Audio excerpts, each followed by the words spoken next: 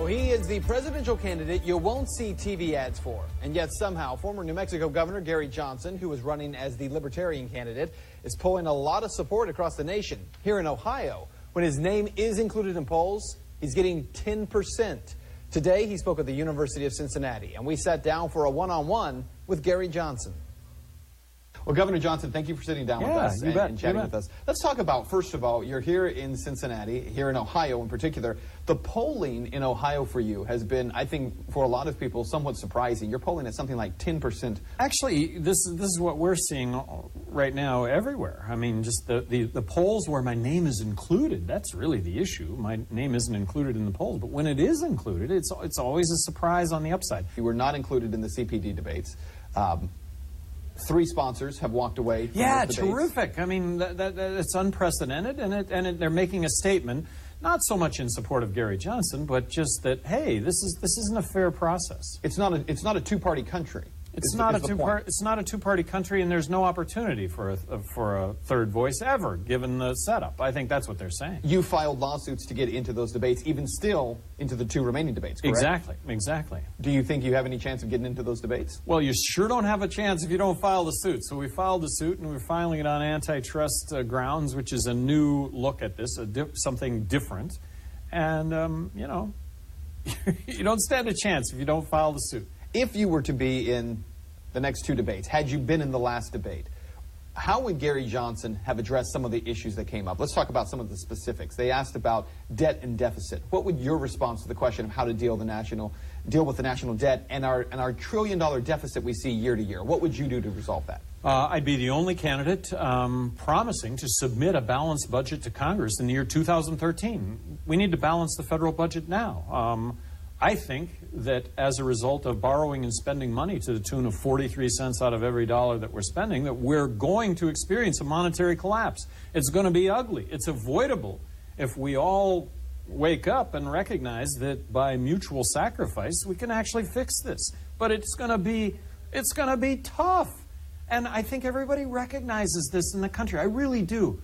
But when you listen to Obama or Romney argue over who's going to spend more money on Medicare, when we should have a raging debate and discussion on how we cut Medicare significantly, because if we don't, we're going to find ourselves with no health care at all for those over 65.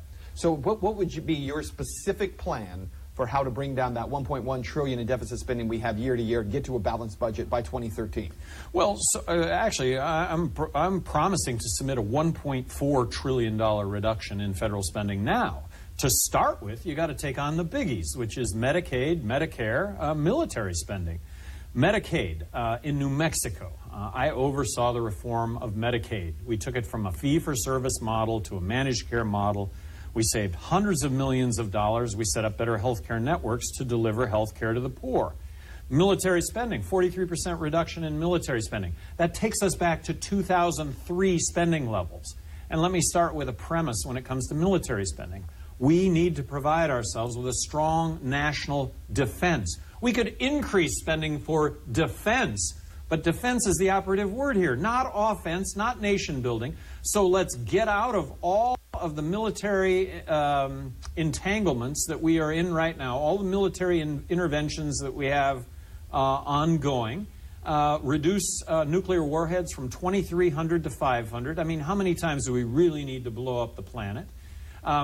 Let's reduce the military footprint by 43%. And I say, make it on government cuts. Balance the budget by cutting the federal government.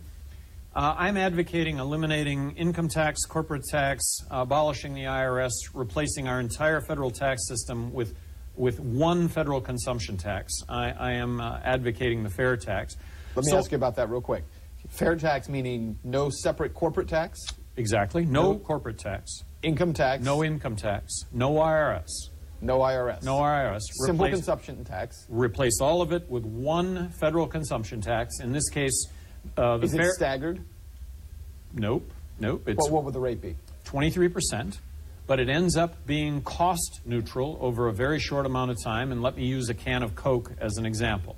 A can of Coke that sells for $1 today arguably has 23% embedded non-transparent tax in its can of Coke, and that would be corporate tax that Coca-Cola pays. It would be Social Security that Coca-Cola pays as a match. And by the way, under the fair tax, there would no longer be withholdings from your payroll check. No more withholdings for Social Security, Medicare, unemployment. All of that would come out of the proceeds of the fair tax. Governor, you have advocated the legalization of marijuana for many years. It's not suddenly a new idea in your mind. Would you push for legalization of all illegal narcotics or just marijuana? Well, first of all, we're not going to go from A to Z. But if we legalized all drugs tomorrow, the world would be a much better place.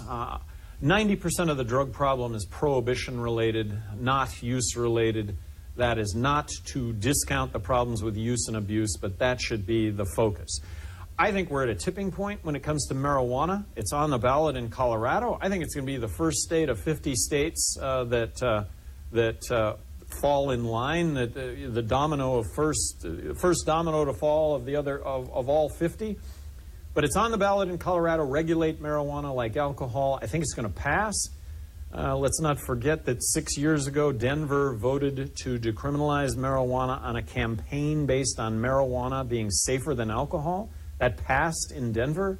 Nothing has happened as a result of it. I think police get their time freed up to address real crime as opposed to victimless, nonviolent crime.